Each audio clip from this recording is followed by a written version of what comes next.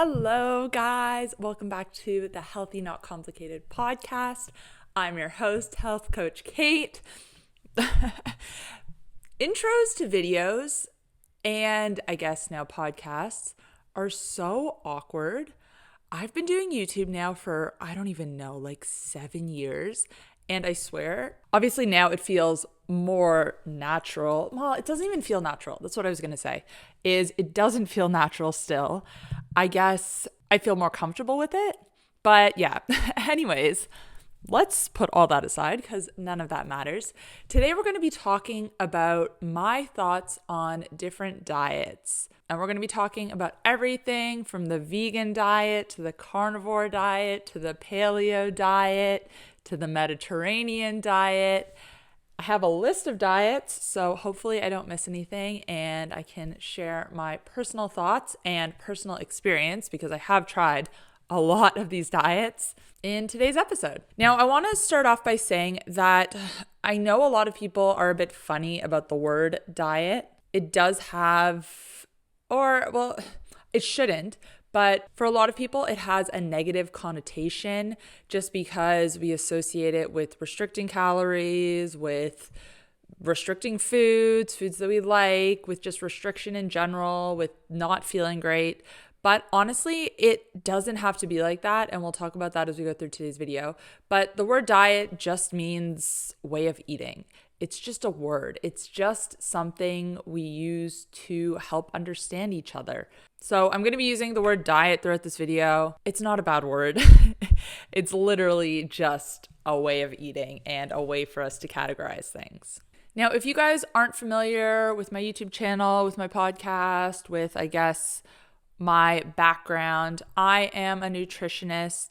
I mainly specialize in insulin resistance and everything related to blood sugar. So for people who have insulin resistance, type 2 diabetes, prediabetes, PCOS, that is my specialty. And using diet and lifestyle changes to ultimately reverse these conditions because all of them can be reversed. And a big part of reversing those conditions when it comes to diet is either limiting carbohydrates or at least being smart about them.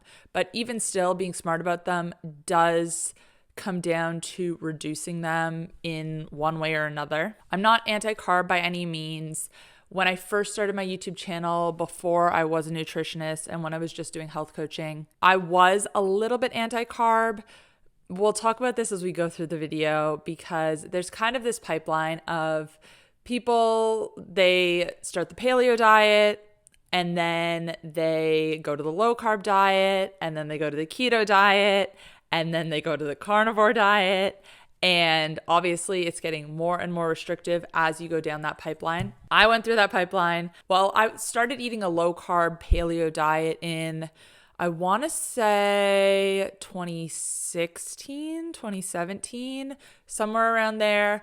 And then I think probably by like 2018, 2019, that was when I can't even remember the exact year. Some time around then was when I had gotten to the carnivore diet. Are you tired of guessing where your meat comes from or how it's raised? If you're like me and prioritize quality, sustainability, and convenience, then you're going to love Butcher Crowd. Butcher Crowd delivers grass-fed and pasture-raised meats straight to your door across Australia. Whether you're grilling up steaks, cooking family meals, or meal prepping for the week, Butcher Crowd has you covered with a variety of cuts that are nutritious and delicious. Not only do they offer high-quality beef, chicken, pork, and seafood, but they also cater to different diets, perfect for low-carb, keto, and high-protein lifestyles. And the best part? You can customize your box to suit your needs and skip the hassle of crowded grocery stores. Plus, you'll feel good knowing you are supporting sustainable farming practices. Head to healthcoachkait.com/butchercrowd and use code KAIT15 to save 15% off your first box. That's healthcoachkait, KAIT.com/butchercrowd and use code KAIT15. Thank you to Butcher Crowd for sponsoring today's episode. Now, I've done videos on my personal experience with carnivore and where I'm at now with my eating, and I'll tie that into today's video just as we kind of go through everything. But basically, all of that is to say that I do find low-carb diets to be very beneficial for most people because most people are struggling with metabolic issues, with blood sugar issues, And not to say carbohydrates are the problem, because there's a few different things that go into developing these conditions. But once you are already insulin resistant, once you are already struggling with blood sugar regulation, then carbohydrates not only, but they do continue that process, and they make it more difficult if you're consuming too much of them to reverse these conditions. So I am a little bit biased towards low carb diets, but I don't think carbs are the problem by any means. I do see the benefit in reducing them, but on the flip side, there are benefits for people who are athletes. They are a quick energy source, and like I said, for the vast majority of people who are metabolically unhealthy, who are struggling with insulin resistance, reducing carbohydrates is beneficial because they don't need that quick energy. They're not doing anything that requires energy to be needed so quickly. Basically just said the same thing twice. But for people who do have quick energy needs, people who are athletes, who are competing in competitions, who have games, that quick energy is extremely beneficial, and you can't get that without consuming carbohydrates. Yes, your body can make glucose to some extent, and it will make it if you're not eating any carbs in your diet. You're not going to die from not eating any carbs. Your body will make glucose. That's why carbs are a non-essential nutrient. But if you need it fast, then you need to be having carbohydrates. So I do see the pros and cons of carbohydrates, and I guess that's just a little bit of background on where I'm coming from, and I guess my bias and my opinion. But now I want to talk a little bit about the pros and cons of different diets, because I get asked all the time, what do I think of Mediterranean? What do I think of the DASH diet? So I wanted to make a video and just kind of go over everything. I guess we'll start with probably the most controversial one that people have strong opinions over, and that is the vegan diet. Now, before I got into low carb, I was doing a lot of long distance cycling at the time, and for some reason back then, cycling and the vegan diet were kind of going hand in hand. There was a lot of big, influencers. There was people I followed on YouTube who were cyclists who ate the vegan diet, and I guess on Instagram as well. I can't even remember. I'm mainly just thinking of YouTube right now. But I even had friends who were vegans who were like really good cyclists. And so that was kind of the direction that I was leaning. Now, I know a lot of people, well, I guess, I don't know if I want to say most, but a lot of people who eat the vegan diet do it for moral reasons. They say it's not about nutrition, it's not about the food, it's about ethics, and to each their own. I respect that. I do understand where they're coming from. I guess I have a different opinion in the sense that I guess I'm just going to focus on nutrition today. I'm not going to get into all that. From a nutritional standpoint, and this is where my opinions stem, the vegan diet isn't adequate. So I was eating, I guess, mainly plant-based. I wasn't full vegan, but I was trying to limit my meat consumption, animal products, wherever I could. So I guess the main animal products I was still having at that time were eggs and like lean chicken breast and maybe some dairy as well. But other than that, lots of plants, lots of fruit, lots of sugar, lots of starches.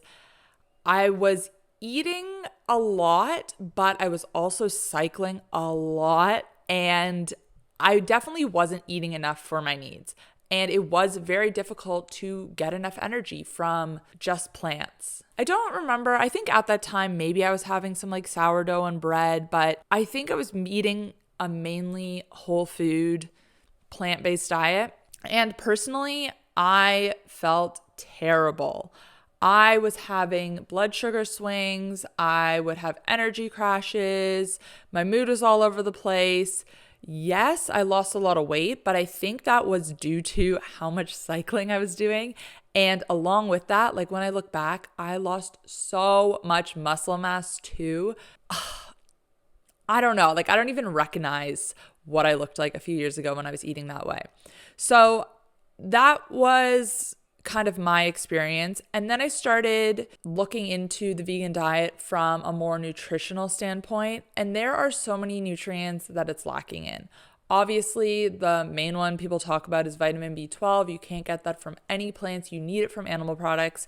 But our bodies store B12 for a pretty long time. So even if you're eating a vegan diet for years, you can still have stored vitamin B12 and not experience the side effects for a while.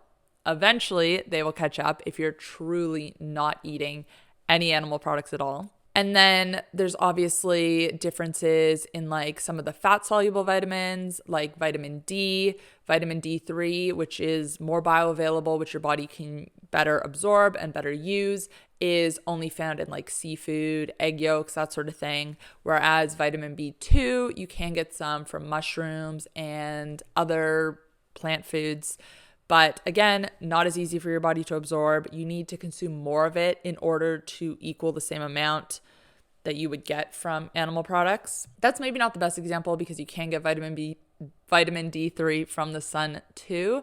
But then things like iron and heme iron and non-heme iron. Heme iron, again, more bioavailable, only available in animal products. And non-heme iron is in things like spinach, but it's bound to anti-nutrients, so your body can't use it as easily.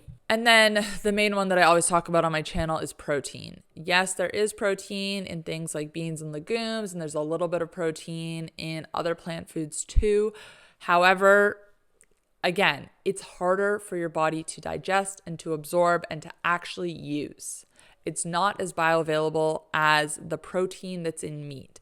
And also the protein in non-animal products, it's an incomplete source. There's a list of essential amino acids that we absolutely need to get in through our diet in order to be able to function and for our bodies to work properly. We need to be getting all of those essential amino acids in, and every single animal product, every single fish, type of meat, eggs, dairy, they're all complete protein sources. They have all of the amino acids in balanced amounts.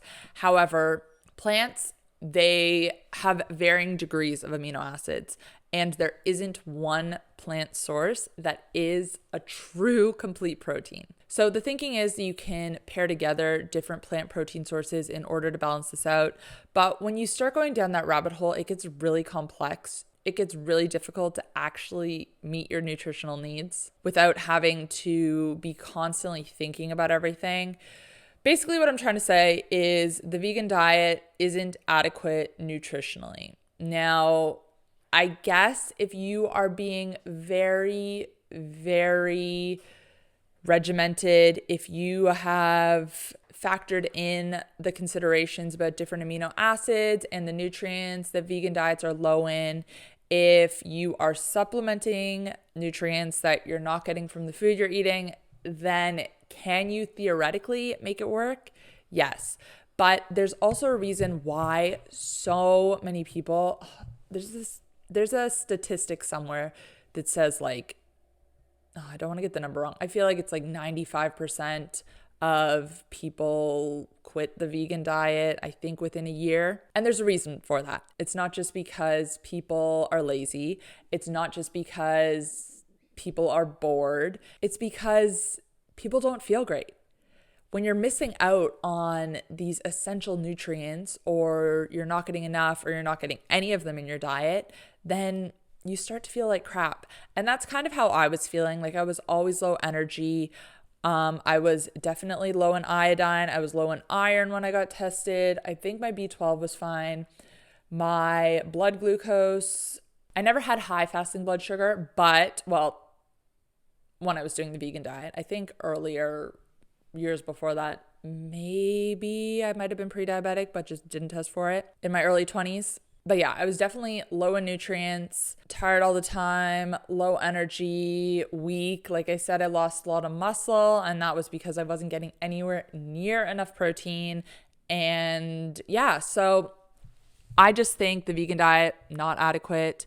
Do people feel better when they first switch to it from the standard American diet, which is high in processed food? Yes, they do. But I think that's more about what's being taken out of the diet than what's being added in, if that makes sense. So when you take out all of that processed food, then of course you're going to feel better. And that's also why people feel better on the paleo diet or on any variation of a whole food diet where processed food is limited. Now, I just want to say before we go any further that I am not telling anyone how they should be eating. Everyone is free to do whatever they want. I don't think the vegan diet is good. I think there is clear evidence to back that up. But again, you can eat however you want to eat. These are just my thoughts, my experience, my opinions, the conclusions I have gotten to after looking at the research.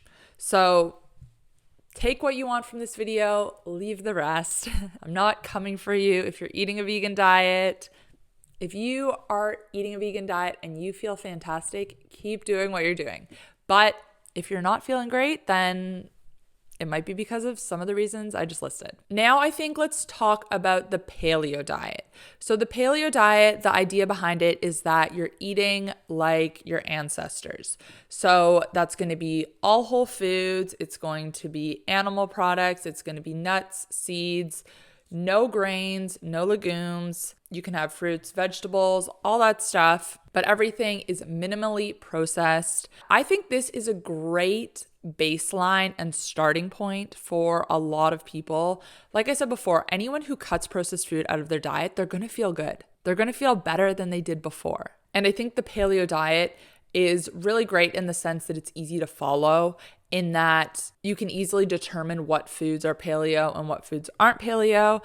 And honestly, when you're eating this way, there are so many different recipes you can follow. I think that whole foods should be the base of any way of eating. Like I just said, you're going to feel better the less processed food you eat and the more whole food you eat. Now, when I went from the vegan diet to more of a paleo diet because, like I said before, I was doing cycling and I was eating the vegan diet. But what I was finding was that I was having these energy crashes. So at the time I was going on like really, really long bike rides, like 100-kilometer rides, probably once a week. And when I was doing these long rides that were probably more than an hour and a half, 2 hours, once I hit that hour and a half on the bike, my energy was just completely tanking.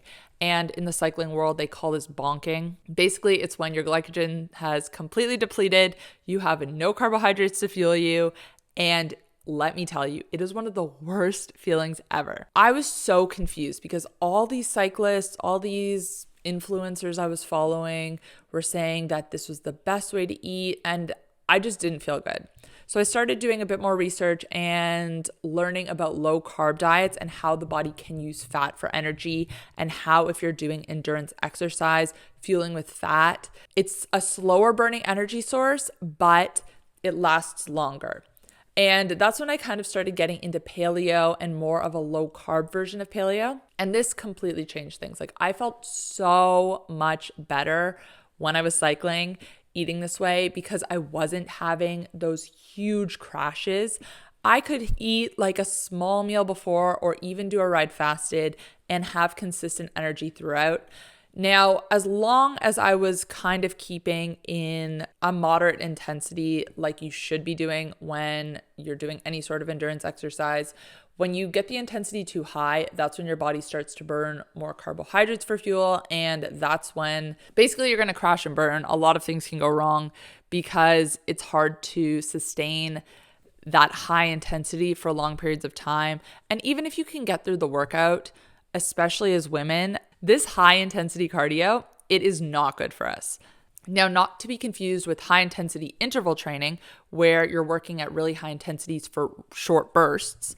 High intensity chronic cardio, where you're going for long periods of time, this is so bad for our hormones.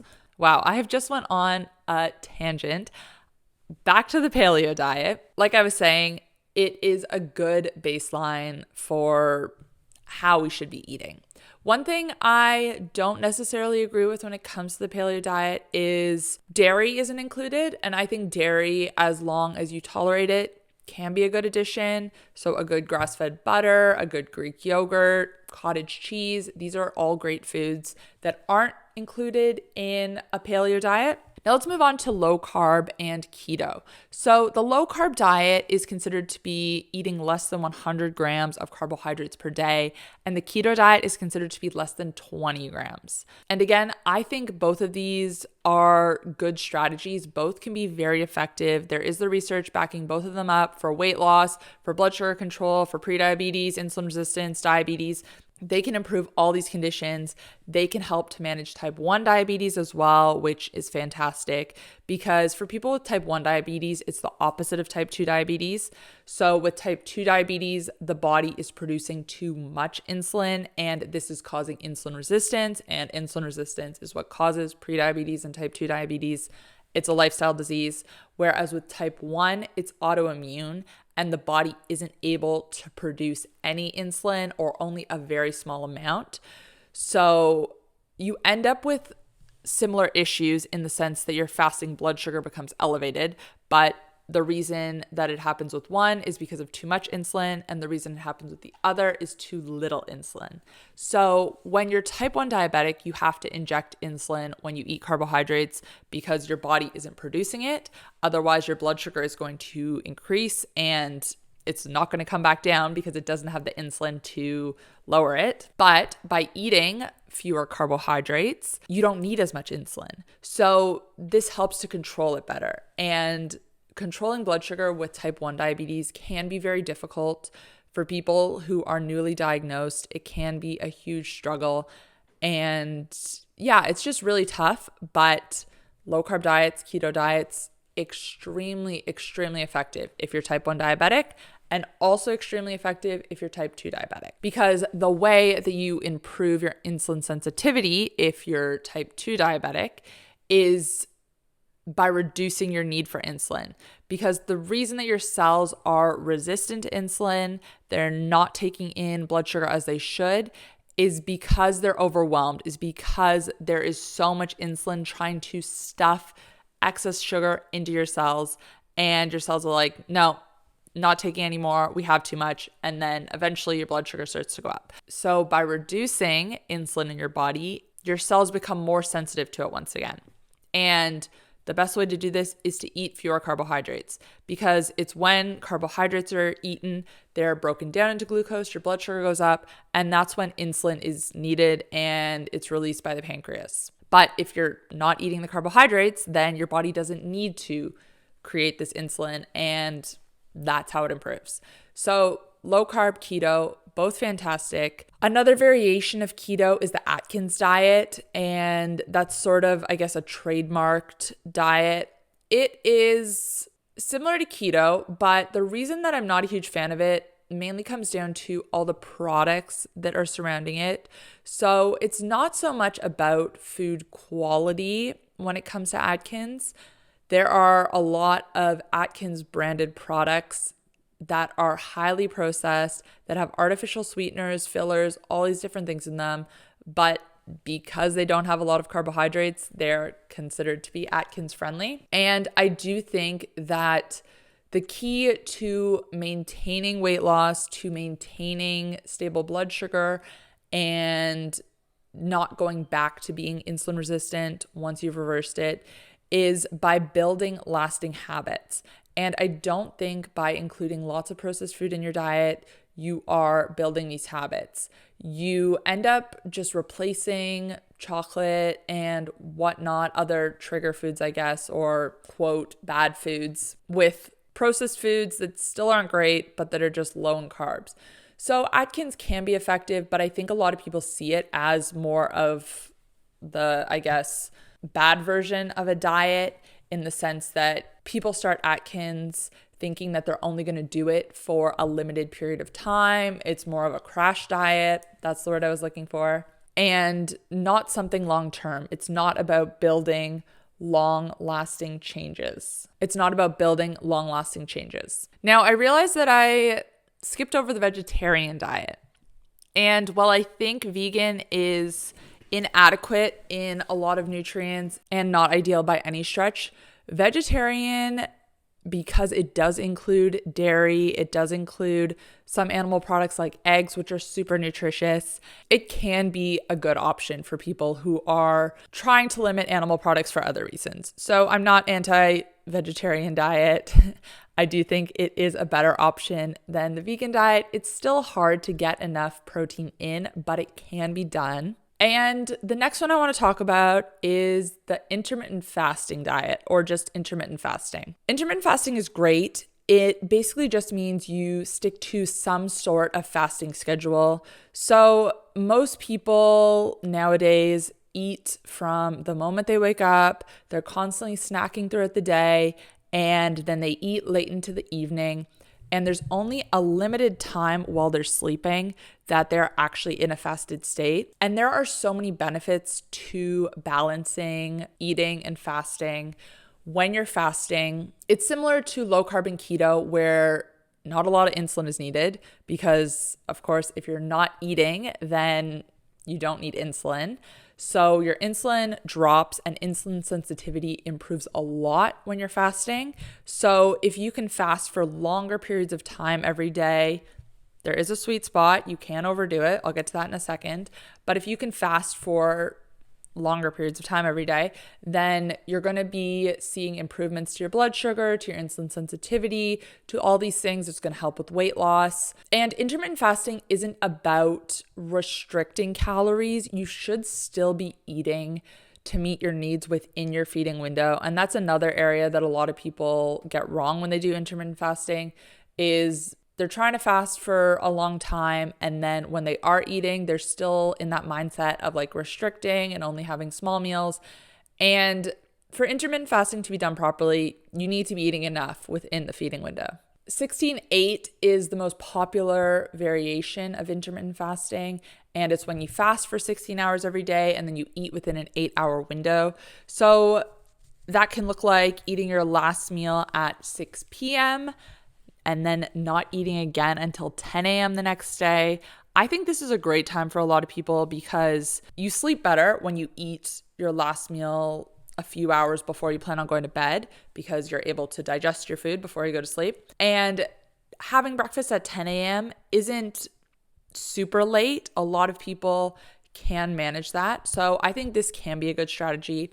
Now, other people will eat until 8 p.m. and then they won't eat again until 12 p.m. the following day.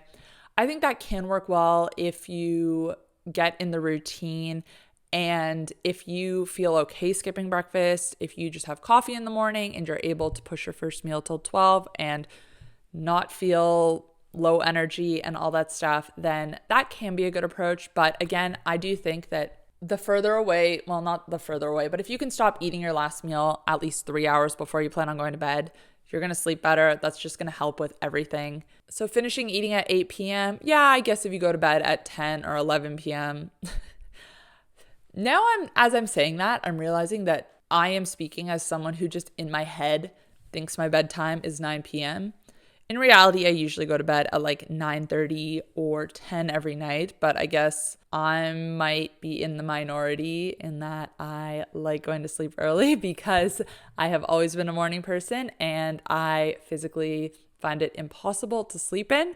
So there came a point where I was like, why am I staying up late? I can't sleep in. I wake up at the same time no matter what time I go to bed. So I might as well just go to bed earlier. Now, the issue with intermittent fasting is it works better for men than women, and especially women of, I guess, childbearing age, if you will, because if you fast too much as a woman, it's going to mess with your hormones. We are more sensitive to, I guess, low energy and not getting enough energy in at certain times. You have to really just know where you're at, because if you have a lot of weight to lose, then intermittent fasting is going to be very, very beneficial for you. Whereas if you are already at a healthy body weight or even a lower body weight, then as a woman, it can really mess with your hormones.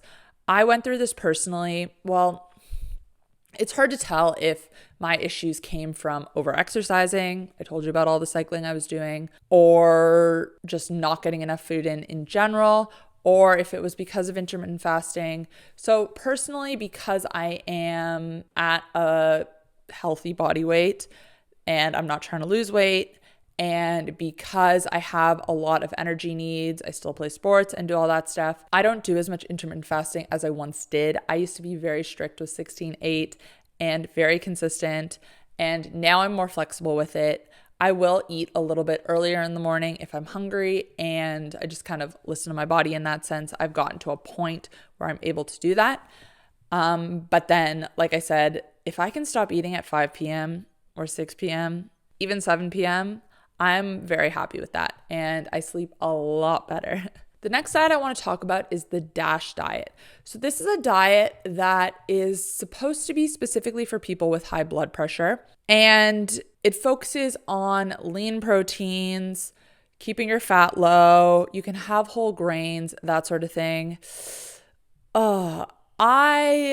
I like it in the sense that it is still trying to focus on mainly whole foods and that it does allow for some animal protein. I don't like it in the sense that it focuses on grains, which are not necessary. No one needs to be having them. And I also don't like it in the sense that it recommends low fat, because we were just speaking about hormones and fat is so important for hormone health. Also, if you're limiting carbs in your diet, you need to be getting more fat in to make up for your energy needs. So I don't like the low fat component of it.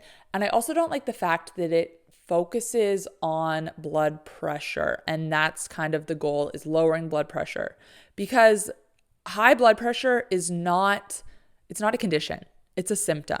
And it's usually a symptom of insulin resistance. So when you address insulin resistance, and as I've said earlier in this video, reducing carbs and keeping your fat up is a great way to reverse it, then blood pressure comes down as well. 90% of people with high blood pressure are insulin resistant.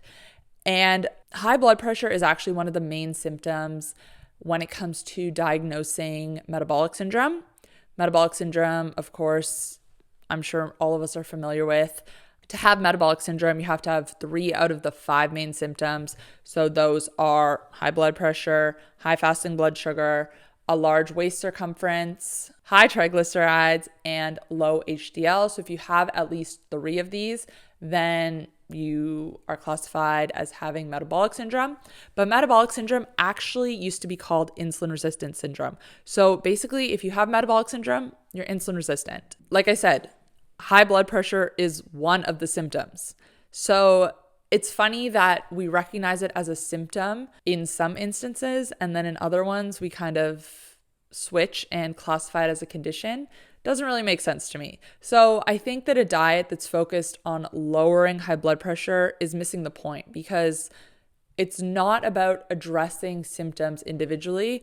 It's about getting to the root cause, which in this case is insulin resistance. Okay, and finally, I want to talk about the carnivore diet. So like I said, I tried the carnivore diet. It must have been in 2018 or 2019. It was definitely well before the pandemic. Can't remember. Anyways, I did the carnivore diet. I think I did it for about 2 months, being pretty strict, like didn't eat anything except for animal products. I think I only ate out once during that time, and it was at a steakhouse. I think the carnivore diet is great for, well, actually, let's take a step back. Carnivore diet means you're eating only foods from animals. So it's meat, it's seafood, dairy is a gray area, and animal products as well. So you can have like eggs and that sort of thing. Basically, it ends up being a very, very to no carb diet. It's also sometimes called the zero carb diet. So you're very limited in what you can eat. Some people are very strict with it. They only eat beef. They don't eat anything else. No dairy, no butter, nothing. They don't use any spices. They'll just use salt. I think restrictive diets like this, where you are so limited in what you can eat, can be very beneficial for people who have food intolerances, who aren't sure what they're intolerant to. This can give you a good baseline, and then you can add foods back in and figure out where your intolerances are. If you have autoimmune conditions that are being triggered by food, that a lot of people sometimes don't even realize this, the carnivore diet can be great. Again, you can pinpoint what foods are causing the intolerances, For some people, it ends up being a lot of foods, and that's why they stick to the carnivore diet, because they feel their best. And it is really easy to follow in the sense that there are only limited foods you can eat. Now, while I do think it is effective, and it of course can be effective for weight loss as well, like I said, it's a very low carb diet to no carb diet, which helps with insulin sensitivity. I don't think everyone needs to be this restrictive. And that was what I found for myself. Did I feel great eating a carnivore diet? Yes. Did I feel restricted eating a carnivore diet? Yes. Can I feel just as good eating a whole food, low carb diet as I did on the carnivore diet?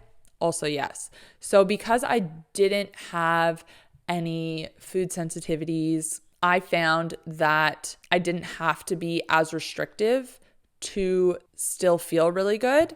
And that's when I started adding more foods back in and going back to more of a keto diet. And as I said before, this is a pipeline a lot of people go down. They kind of get to this point where they're just restricting more and more and more, and they do start feeling better and better and better. But then it gets to a point where it's like, okay, I've gone too far. And that's kind of how I felt.